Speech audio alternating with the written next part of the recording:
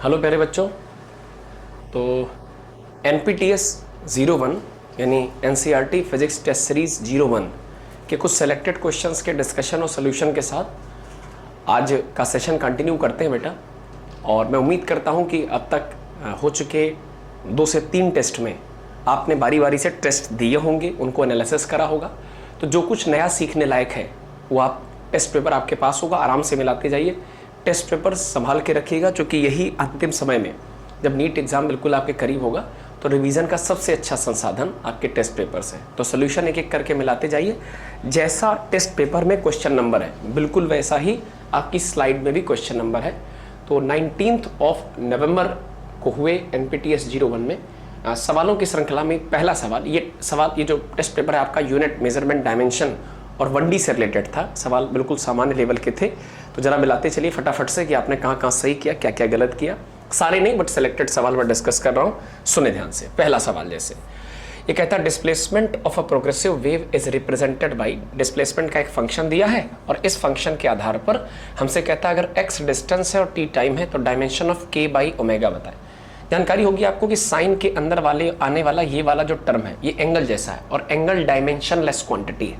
तो कुल मिलाकर ओमेगा टी माइनस के एक्स की कोई डायमेंशन नहीं होगी, है ना। ये पूरा टर्म डायमेंशन लेस है। अच्छा, अगर ये टर्म डायमेंशन लेस है तो प्रिंसिपल ऑफ होमोजेनिटी के अनुसार सेम डायमेंशन की चीजें आपस में घटाई या जोड़ी जा सकती हैं, है ना। तो इसका मतलब अगर ये डायमेंशन लेस होगा, ये डायमेंशन लेस होगा, तभी तो दोनों का डिफरेंस भी डायमेंशन लेस होगा।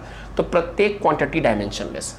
अब प्रत्येक क्वांटिटी के डायमेंशन लेस होने का मतलब बच्चों ओमेगा टी अगर डायमेंशन लेस है means m0 l0 t0 dimension less quantity को ऐसे ही लिखा जा सकता है। और ऐसे के साथ साथ any number having power 0 is equal to 1 तो 1 1 1 1 भी लिखा जा सकता है। इस आधार पर ओमेगा का जो डायमेंशन आ जाएगा दैट इज t को नीचे ले जाओ, सो इट्स 1 बाई टाइम का dimension. Simply it is 1 by capital T और t को ऊपर उठाओगे सो t इनवर्स। इसी प्रकार अगर ये डायमेंशन लेस है तो ये भी डायमेंशन लेस होगा, तभी तो पूरा टर्म डायमेंशन लेस होगा। तो kx भी डायमेंशन लेस है। डायरेक्टली से 1 के बराबर करें तो यहाँ से k बराबर 1 बाई एक्स आएगा। अब जैसा कि कहा गया है कि x डिस्टेंस है so 1 by distance, distance is a kind of length, l को ऊपर उठाओगे so it is l inverse. यहाँ से ओमेगा का डायमेंशनल फार्मूला मिला, यहाँ से k का डायमेंशनल फार्मूला मिला। हमें अगर k बाई ओमेगा चाहिए सो k बाई ओमेगा का dimensional result, k by omega का डायमेंशनल रिजल्ट, k मतलब l इनवर्स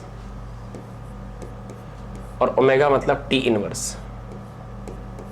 t को ऊपर ले जाओगे सो it is t l minus 1 t plus 1। अब आप ध्यान से देखें एनालिसिस करके, तो यदि इसी टर्म का उल्टा लिखा होता, मतलब l इनवर्स t1 की जगह पर L1 t इनवर्स लिखा होता तो वेलोसिटी की डायमेंशन बन जाती। आपको याद होगा velocity is defined as distance with respect to time, distance L time t so it is LT minus 1, है ना। इसका मतलब ये जो डायमेंशनल फार्मूला है ये वेलोसिटी का जस्ट अपोजिट है, जस्ट इनवर्स है। So simply it is inverse of velocity. आराम से मिला लें, k बाई ओमेगा की डायमेंशनल फार्मूले की वैल्यू L माइनस 1 T1 है। अगर इसे रेसिप्रोकेट करा जाए, इसे उल्टा लिखा जाए, आप ऐसे लिख भी सकते हैं, ऐसी कोई दिक्कत नहीं। आप इसे 1 अपॉन में ले जाकर LT इनवर्स भी लिख सकते हैं। And because LT inverse is velocity so simply it is 1 upon velocity और ऊपर ले जाओगे तो वेलोसिटी इनवर्स बन जाएगा 4th नंबर।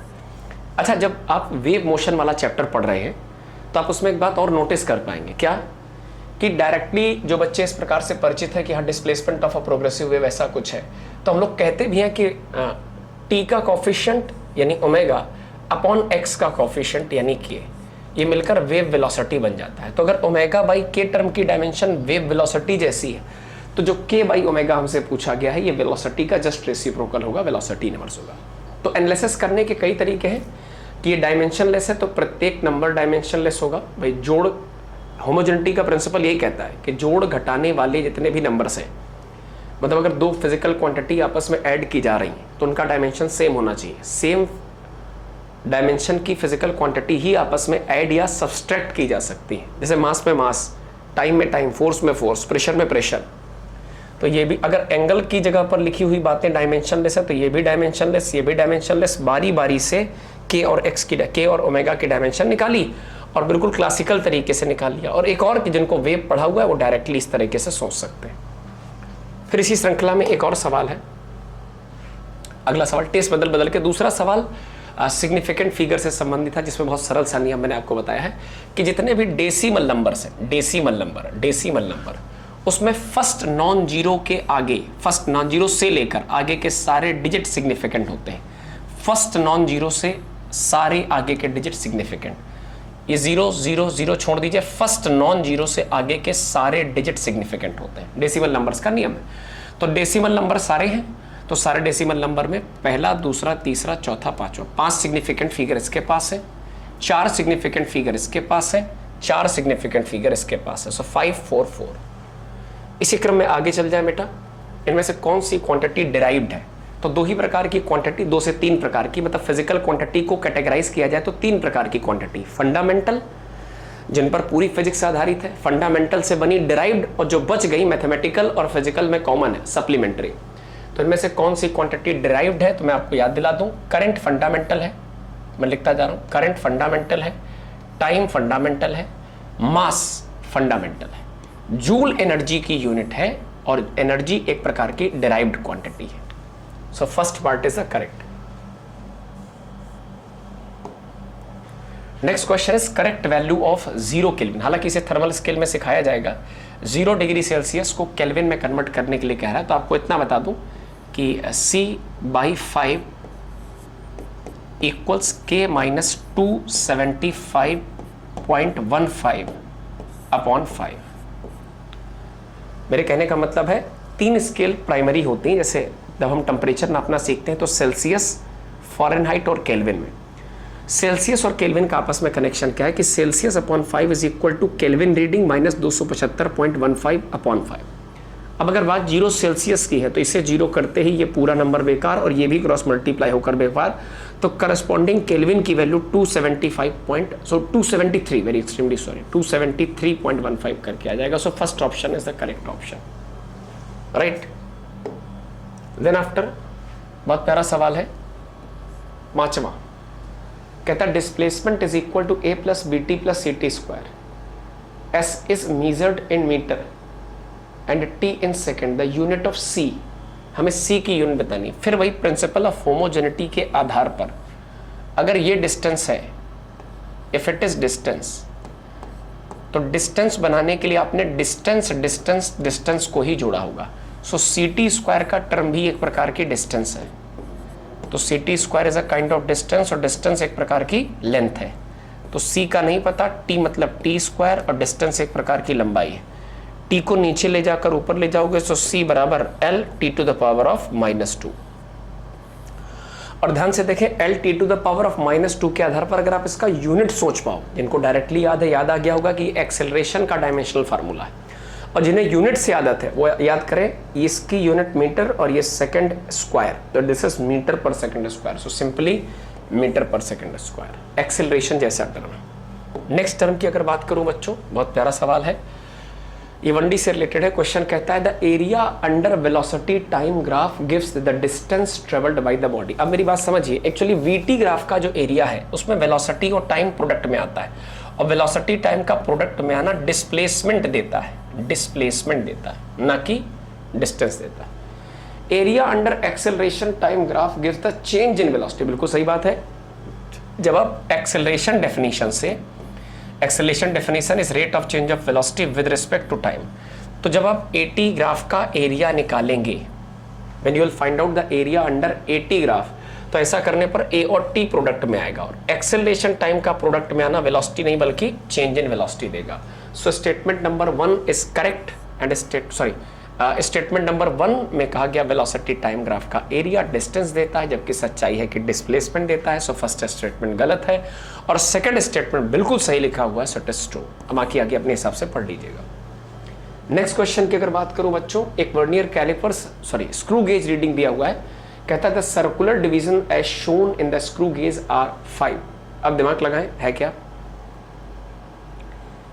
कि हमसे कहता है कि जब आपका स्क्रू गेज फ्री है, इसके अंदर कोई ऑब्जेक्ट यहां नहीं रखा, मतलब आपके होल्डर में आपने एनवेल या स्टड से बीच में कोई ऑब्जेक्ट नहीं फंसाया, बावजूद उसके आपका जो जीरो है वो 5 नंबर रेफरेंस लाइन, ये बीचों बीच की लाइन रेफरेंस लाइन से नीचे आ रहा। जीरो का ऊपर रहना नेगेटिव एरर कहलाता है और जितने खाने नीचे है वो पॉजिटिव एरर कहलाता है। तो इसमें 5 डिवीजन की पॉजिटिव एरर है जो कि करेक्शन स्टेप में घटाई जाएगी।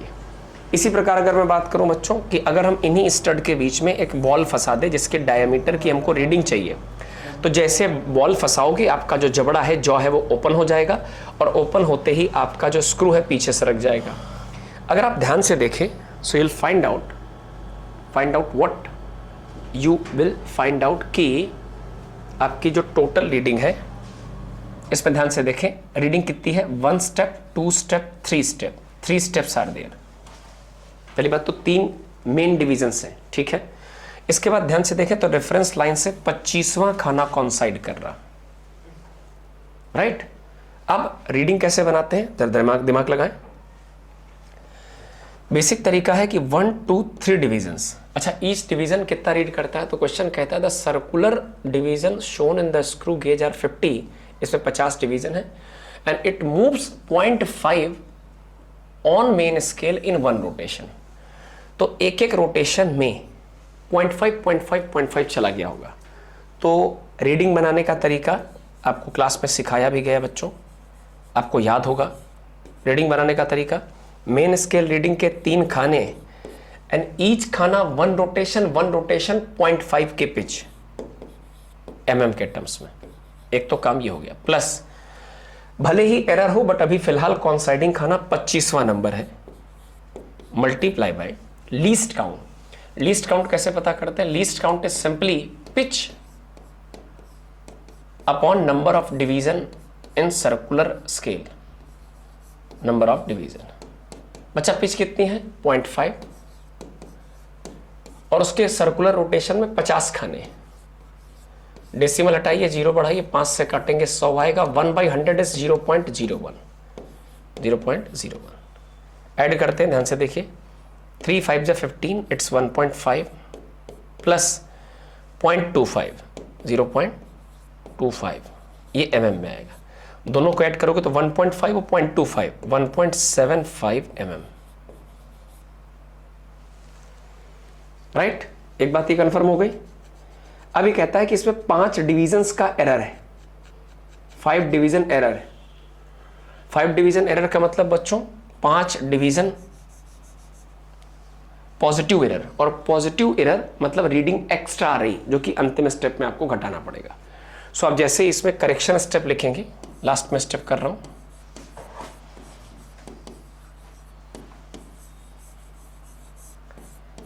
अगर बात करें करेक्शन स्टेप की, तो करेक्शन स्टेप में ध्यान से सुनेंगे, 1.75 माइनस 5 डिवीजन्स का एरर है, multiply by least count is 0.01।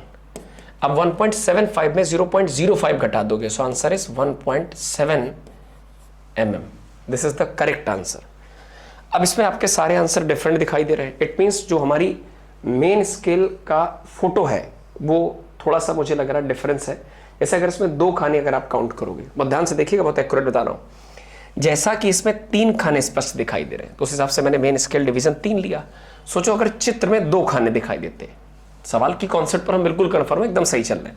अगर 2 खाने दिखाई देते तो क्या यहां पर 2 आता, और अगर ये 2 होता तो 0.5 का दुगना ये 1 बन जाता, और ये 1 बनता तो ये 1.25 आता। Getting? So if total reading is 1.25, और फिर उसमें करेक्शन स्टेप में आप 0.5 कम करते, सो फाइनल आंसर 1.2 mm आता, then this would have been correct. क्या आप मेरी बात से सहमत है? मतलब एज पर पेपर 2 खाने ही विजिबल होंगे, मेन स्केल के जितने डिवीजन्स सर्कुलर स्केल के अहेड दिखाई देंगे वो 2 खाने विजिबल होंगे, तो 2 खानों के हिसाब से रीडिंग आपकी ली जाएगी। तो फिलहाल इस क्वेश्चन में 2 खाने विजिबल मानकर कैलकुलेशन किया गया, 2 मेन स्केल डिवीजन, जबकि सत्यता यह है कि चित्र जैसा कह रहा है उस आधार पर कंफर्म है कि 3 खानों की डिवीजन आ रही है, राइट। तो ऑनलाइन सवालों की सीरीज में ये मान के चलिए हो गया 9th नंबर सवाल। आप समझ पाए ना? मैं कंफर्म कर दूं फिर से, नंबर ऑफ डिविजन्स जो सर्कुलर स्केल के पहले आपको मेन रीडिंग की तरह दिखाई दे रहे हैं उन्हें 2 मानकर किए गए कैलकुलेशन के आधार पर 1.2 सही आएगा, otherwise 1.7 is the correct answer अगर 3 खाने विजिबल है। Next question is which of the following represents the correct dimension coefficient of viscosity. तो कोफिशिएंट ऑफ विस्कोसिटी आपको स्टोक्स लॉ वगैरह में पढ़ने को मिलती है कि जब भी कोई ऑब्जेक्ट किसी लिक्विड सरफेस वगैरह में गिराया जाएगा तो उस पर लगने वाला विस्कस फोर्स हो जाएगा 6 पाई ईटा आर वी, जहाँ eta coefficient of viscosity. So constants number की कोई डायमेंशन नहीं। अब डायमेंशन निकालने का तरीका यही है कि किसी भी गिवन फार्मूले में जितनी डायमेंशनल रिजल्ट्स आपको पता है वो रख दीजिए और जो नहीं पता वो खुद ब खुद निकल आएगा। सो फोर्स के लिए बच्चों simply MLT -2, MLT -2, eta no idea, R for distance radius so it is L and V for velocity is LT -1। Cutting करोगे तो एक L इधर से एक L इधर से कट जाएगा, T का -1 पावर यहाँ से, T का -1 पावर यहाँ से कट जाएगा। तो बचे हुए नंबर्स में M, L नीचे जाकर ऊपर आएगा L इनवर्स और T -1 ही बचा है। सो ईटा का dimensional formula, coefficient of viscosity का dimensional formula ML -1 T -1, right. Next question की तरफ चलते हैं। अगला प्रश्न कहता है कि the velocity v of the particle at time t is given by v equals at square plus b upon t square c, जहां abc कॉन्स्टेंट्स हैं। तो कहता है डायमेंशनल फार्मूला ऑफ abc। बिल्कुल सिंपल है, तुरंत दिमाग लगाएंगे। देखिए सेम डायमेंशनल क्वांटिटी ही आपस में जोड़ी या घटाई जा सकती है। तो c का डायमेंशनल फार्मूला t स्क्वायर जैसा, मतलब c का डायमेंशनल फार्मूला t स्क्वायर जैसा, और मुझे लगता है शायद अंतिम ऑप्शन में टी स्क्वायर, बाकी सब गड़बड़ है। इतने से मुझे ऑप्शन में कोई t square, a b c तीनों की डायमेंशन हर ऑप्शन में क्रम से दी है, तो सी का डायमेंशनल फार्मूला टी स्क्वायर होगा, क्योंकि सेम डायमेंशनल फार्मूले की चीजें ही प्रिंसिपल होमोजेनिटी के आधार पर जोड़ी या घटाई जा सकती हैं सी स्क्वायर। बाकी आप चेक कर लीजिएगा, है ना। बहुत बैलों की तरह मेहनत करने की आवश्यकता नहीं है, राइट। चलें आप दिमाग लगाएं। Next is 13th number, which of the following is the most precise instrument. में सबसे प्रिसाइज इंस्ट्रूमेंट कौन है? तो एक बात समझने वाली है, प्रिसाइज शब्द का मतलब कि आप रीडिंग कितने ज्यादा सिग्निफिकेंट फिगर्स में जाकर के ले सकते हैं। कितने ज्यादा मतलब आप डेसिमल के कितने प्लेसेस तक अप्रोच कर सकते हैं। सो मीटर रॉड जिसका लीस्ट काउंट 0.1 है उससे ज्यादा प्रिसाइज है कैलिपर्स जिसका लीस्ट काउंट 0.01 है, और उससे भी ज्यादा प्रिसाइज, उससे भी ज्यादा करेक्ट प्लेसेस तक रीडिंग लेने वाला जो इंस्ट्रूमेंट है वो है स्क्रू गेज, जो डेसिमल के 3rd प्लेस तक रीडिंग ले रहा है। So this is the most precise instrument, right. True value के सबसे करीब किसी इंस्ट्रूमेंट, जैसे मान लीजिए इस स्टाइलर यानी पेन की जो लेंथ है ये 1.755 सेंटीमीटर है, 1.755। तो कई सारे 1.755 तो कई सारे अलग अलग इंस्ट्रूमेंट से नापने पर जो इसी रीडिंग के सबसे करीब रीडिंग देगा 1.754, 1.753, 1.702, जो इसके करीब रीडिंग देगा वो एक्यूरेट माना जाएगा। सबसे करीबी रीडिंग को एक्यूरेट कहते हैं। और जो डेसिमल के सबसे ज्यादा क्लोज फिगर तक आंसर देगा, दशमलव के सबसे अधिक स्थानों तक अधिक से अधिक सही बताने की कोशिश करेगा, वो सबसे ज्यादा प्रिसाइज माना जाएगा। तो सबसे ज्यादा प्रिसाइज के मामले में सबसे ज्यादा डेसिमल प्लेसेस चाहिए, जो कि हमारा स्क्रू गेज कवर करता है। नेक्स्ट इज, फिर कहता है डायमेंशनल फार्मूला अगर ऐसा हो तो ये एक छोटा सा क्वेश्चन है। कहता है dimensional formula of physical quantity अगर MALBTC है तो फिजिकल क्वांटिटी क्या होगी अगर ABC ऐसा हो। तो पहले ऑप्शन से हम चलना शुरू करते हैं। हम इसी ऑप्शन को टेस्ट कर ले कि यदि A 1 हो तो बन जाएगा M1 पावर, B 1 हो तो बन जाएगा L1 पावर, और C -1 हो तो T -1 power. Now it is mass multiply by velocity, and mass velocity का जो प्रोडक्ट है वो लीनियर मोमेंटम बनाता है, तो पहला ही ऑप्शन सही है। बाकी आप ट्राई कर लीजिएगा। नेक्स्ट इज, बहुत अच्छा सवाल है।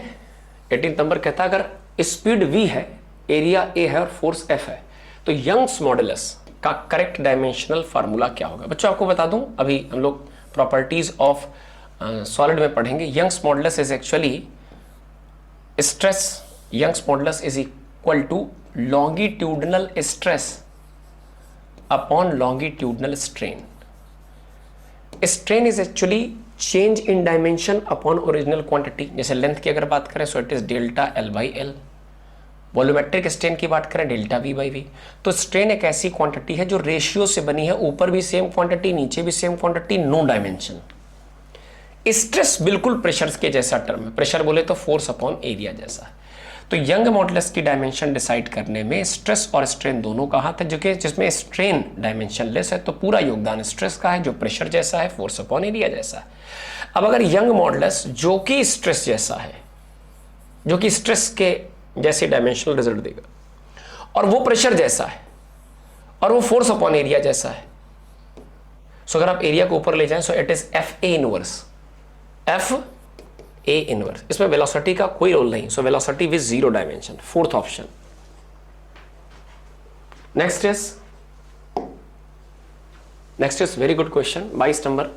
इक्वेशन ऑफ स्टेशनरी वेव दिया है, कहता है इनमें से कौन करेक्ट नहीं है, नॉट करेक्ट, कौन करेक्ट नहीं है। तो मेरी बात इतनी समझिएगा, साइन के अंदर होगा एंगल, और एंगल ओवरऑल डायमेंशनलेस होता है, एंगल इज ओवरऑल डायमेंशनलेस, जिसमें कि 2 पाई कॉन्स्टेंट्स हैं, 2 पाई कॉन्स्टेंट्स हैं। अब आप खेलते हैं, सबसे पहले कहता है डायमेंशन ऑफ, आप आराम से वो ऑप्शन देखिए जो इजी है, जैसे एन पे चर्चा करोगे, एन टी पे चर्चा करोगे तो सोच नहीं पाओगे, ऐसे चलो।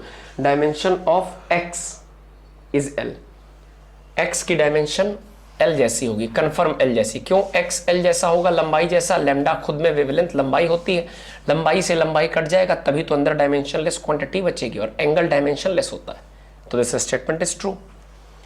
फिर कहता है कि एनटी की डायमेंशन भी एल है, ये ट्रू स्टेटमेंट, ये भी ट्रू है, एनटी की डायमेंशन एल है। क्यों? नीचे भी लेंथ है, ऊपर भी एनटी मिलकर लेंथ बनेगा, तो लेंथ से लेंथ पूरी तरह एलिमिनेट हो जाएगा, ये डब्बा भी डायमेंशनलेस बचेगा, और एंगल का डब्बा डायमेंशनलेस होना भी चाहिए। Very good. अब अगला कहता है कि जो एन बाई लैम्डा का डायमेंशनल फार्मूला है, अच्छा अब जब दो चेक कर लिया, ये भी चेक कर लेते, dimension of n is l t inverse.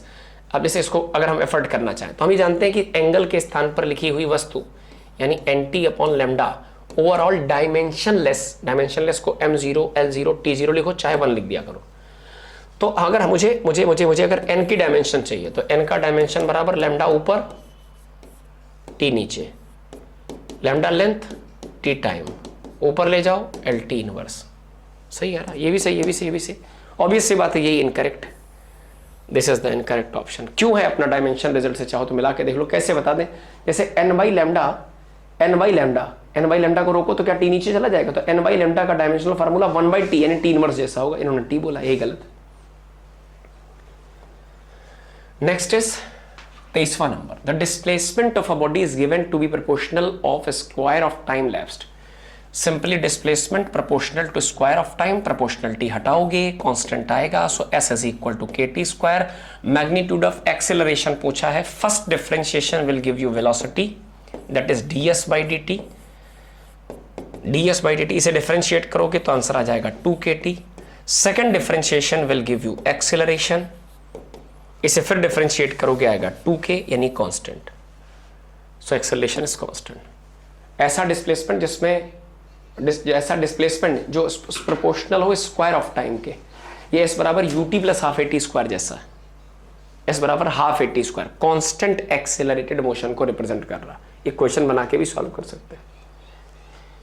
Next is अगला सवाल कहता position time graph for the motion with zero acceleration. Zero acceleration का मतलब जिसमें एक्सेलरेशन शून्य हो, मतलब एक्सेलरेशन ना हो, एक्सेलरेशन नहीं, एक्सेलरेशन जीरो। एक्सेलरेशन के शून्य होने का मतलब होता है dv by dt zero, acceleration की डेफिनेशन बराबर जीरो। अच्छा, किसी भी चीज का डिफरेंशिएशन जीरो कब होता है? जब वो चीज कांस्टेंट होती है, मतलब वेलोसिटी कांस्टेंट। तो सरल शब्दों में मुझे ऐसा डिस्प्लेसमेंट टाइम ग्राफ चाहिए इसकी वेलोसिटी कांस्टेंट। अब सवाल आता है डिस्प्लेसमेंट टाइम से वेलोसिटी कैसे मिलती है? तो डिस्प्लेसमेंट वर्सेस टाइम ग्राफ का जो स्लोप है वो वेलोसिटी देता है। तो मुझे एक ऐसे ग्राफ की तलाश है जिसमें डिस्प्लेसमेंट वर्सेस टाइम का जो ग्राफ है वो कांस्टेंट ढाल वाला हो, कांस्टेंट स्लोप वाला हो, यही वो ग्राफ है। ये सारे थीटा एक जैसे। थर्ड ऑप्शन, फिर उल्टा चर्चा करता हूँ। थर्ड ऑप्शन में पोजीशन वर्सेस टाइम का स्ट्रेट लाइन ग्राफ ये बताता है कि जैसे जैसे टाइम बढ़ रहा है वैसे वैसे लीनियरली पोजीशन बढ़ रही है। ग्राफ का स्लोप कांस्टेंट यानी एक जैसा होने की वजह से अगर स्लोप कांस्टेंट है तो xt ग्राफ का स्लोप dx बाई dt यानी वेलोसिटी देता है। Slope constant, dx by dt constant, velocity constant, और वेलोसिटी कांस्टेंट मतलब वेलोसिटी में कोई बढ़त कमी नहीं है, no acceleration, zero acceleration. Next is 28वां नंबर सवाल एसर्शन रीजनल पर बेस है। क्या कहता है? कहता है फोर्स और प्रेशर की डायमेंशन सेम होती, असंभव। फोर्स इज mlt माइनस 2 और प्रेशर फोर्स अपॉन एरिया से बनता है, ये फोर्स अपॉन एरिया से बनेगा, it is ml inverse t minus 2। Dimension same नहीं होती है, असर्शन गलत है। Force can not be added to pressure, ये बात सत्य है। जब दोनों के डायमेंशनल फार्मूले सेम नहीं है तो दोनों को ऐड नहीं किया जा सकता, ये बात बिल्कुल सही बात है। सो असर्शन फॉल्स है, गलत है, रीजन ट्रू है। बाकी देख लीजिएगा। Next is the dimension less quantity, इनमें से कौन सॉरी एक स्टेटमेंट है कि जो डायमेंशन लेस क्वांटिटी होती है उसकी यूनिट हो सकती है, नहीं हो सकती, वगैरह वगैरह। तो मेरी बात समझिए, डायमेंशन लेस क्वांटिटी में सबसे प्यारी क्वांटिटी आपकी एंगल, एंगल एंगल एंगल मतलब थीटा, थीटा मतलब आर्क लेंथ अपॉन रेडियस। ये डायमेंशन लेस, इसका कोई डायमेंशन नहीं होता, बट इसकी यूनिट होती है, यानी कि रेडियन। डायमेंशन लेस क्वांटिटी में बच्चों स्ट्रेन भी आता है, स्ट्रेन दैट इज जैसे लॉन्गिट्यूडल स्ट्रेन की बात करें, change in length upon length, solid की प्रॉपर्टीज में पढ़ने को मिलेगा। स्ट्रेन भी डायमेंशन लेस है और मजे की बात इसकी यूनिट भी नहीं होती। तो डायमेंशन लेस क्वांटिटी जैसे एंगल की यूनिट हो भी सकती है और डायमेंशन लेस क्वांटिटी जैसे कि स्ट्रेन की यूनिट नहीं भी हो सकती। So dimension less quantity may have unit, may not have unit. 29 number. Next is a player throws a ball vertically upward with velocity u eight the highest point. जब किसी body को किसी ground level से projection करके फेंका जाए तो body जैसे जैसे टॉप मोस्ट पॉइंट की तरफ जाएगी, अगेंस्ट ग्रेविटी जाने की वजह से टॉप मोस्ट पॉइंट तक पहुंचते पहुंचते फाइनली रिटार्ड होते होते उसकी वेलोसिटी जीरो हो जाएगी। बट ऐसा नहीं कि ग्रेविटी ने काम करना बंद कर दिया, ग्रेविटी स्टिल उस पर वर्क करेगी और वही ग्रेविटी उस पर धीरे धीरे वेलोसिटी डेवलप करके उसे नीचे लाएगी। तो at the highest point the velocity of the particle, the velocity of the particle zero but acceleration is g. Top most point पर वेलोसिटी तो शून्य हो जाएगी क्योंकि बॉल उसके आगे नहीं गया, बट ग्रेविटी अपना काम करेगा। 33वां सवाल कहता है कि doubling the initial velocity stopping distance increase by factor 4। Actually है क्या, ये स्टॉपिंग डिस्टेंस कॉन्सेप्ट है जिसमें आपने पढ़ा होगा s बराबर u square upon 2a, third equation से आता है।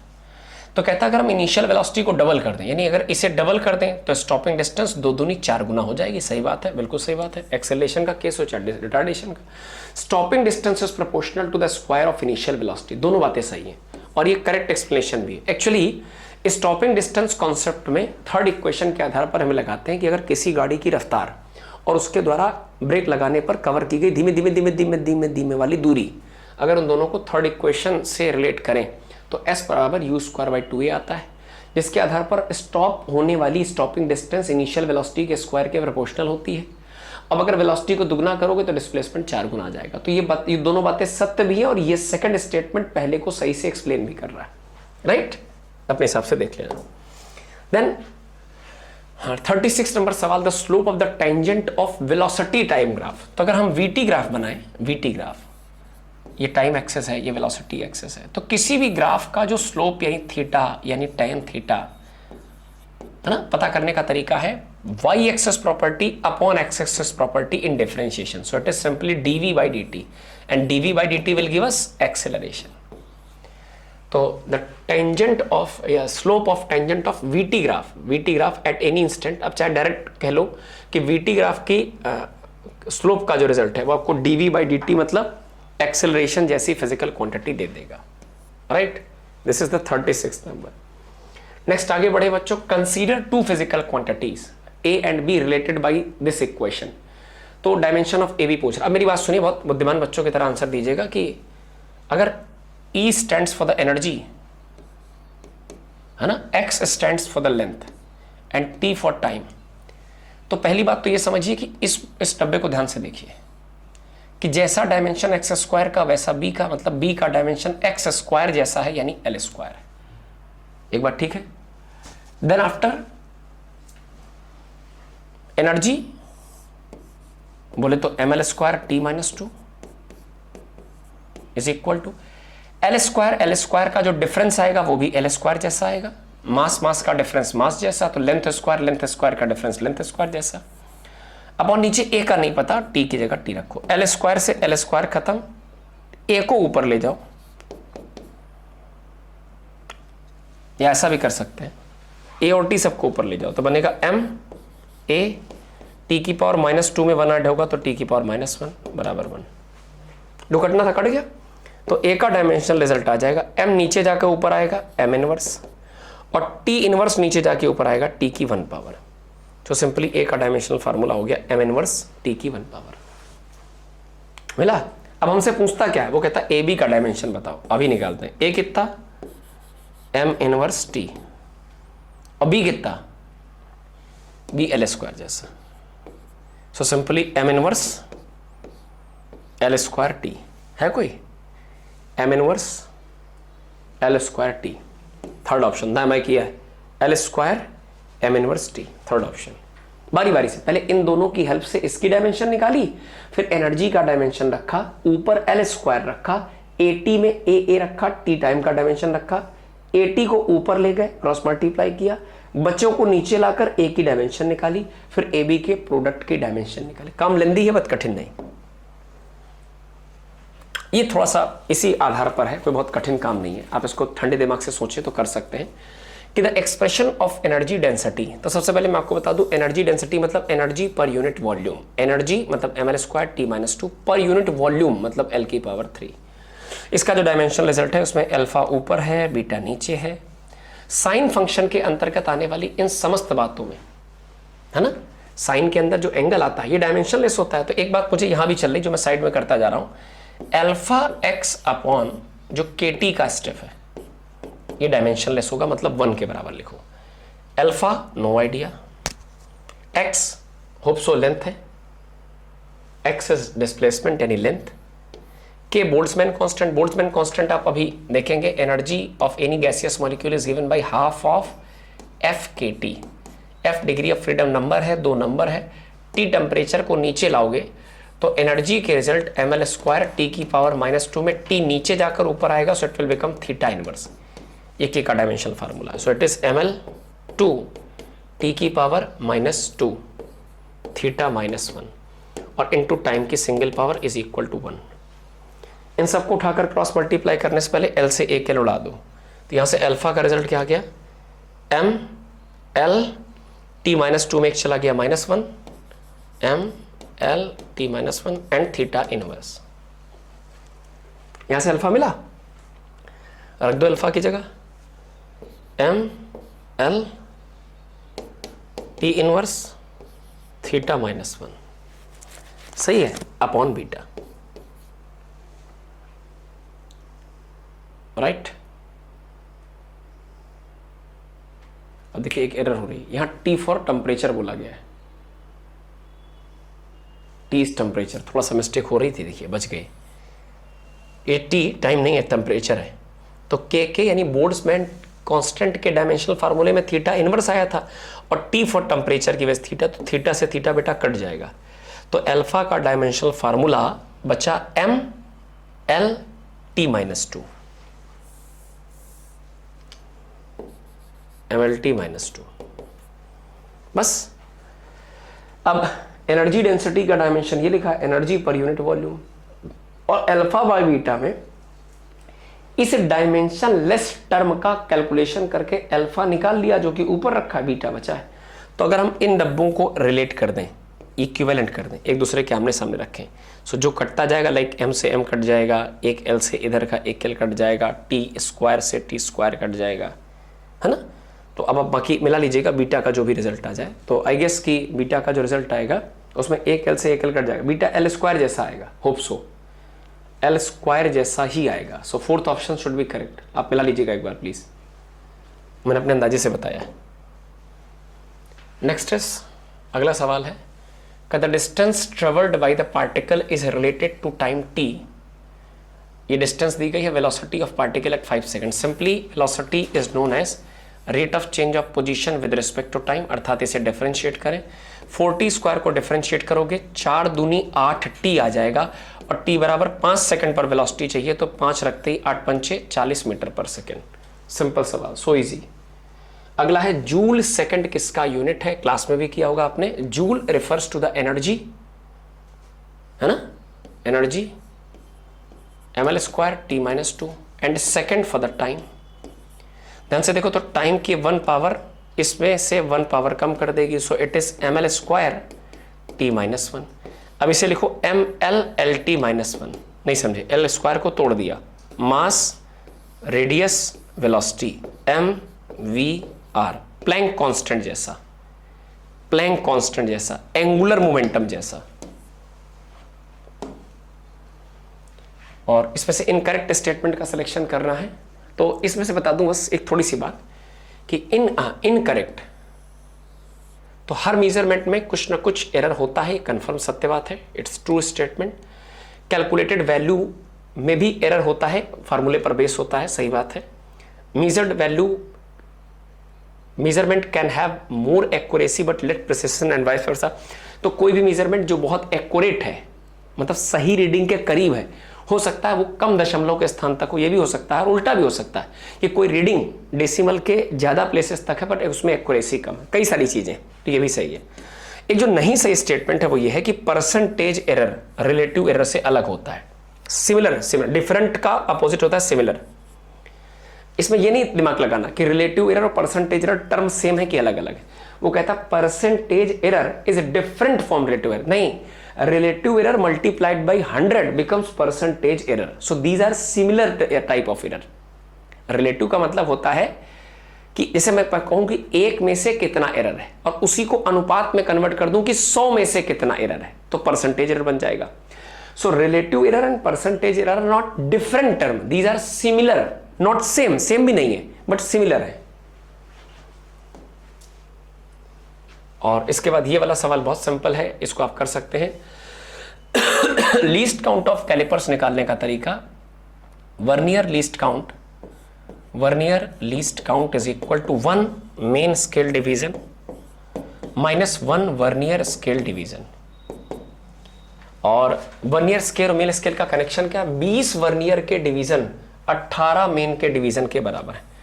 20 VSD are similar as 18 MSD। 20 को नीचे भेजो, 1 VSD 18 बाई 20 MSD, 2 से 9 बार, 2 से 10 बार। ये बिल्कुल वैसा ही हो गया जैसे 10 वर्नियर डिवीजन 9 मेन डिवीजन के बराबर होते हैं, ये बिल्कुल वैसा ही है भाई। 10 9 के बराबर तो 20 18 के बराबर, उसी प्रकार का सवाल है। तो यहां आप लिख सकते हैं 1 main scale division minus vernier scale की डिवीजन की जगह लिखिए 9/10 main scale division.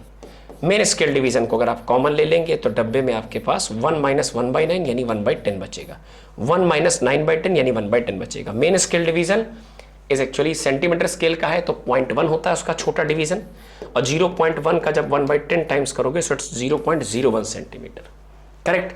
So these all 27 nearly 50% question of आपकी टी शीट NPTES 0203 के सोल्यूशन इसी इंटरेस्ट बेसिस पर आपके बनाए जाएंगे।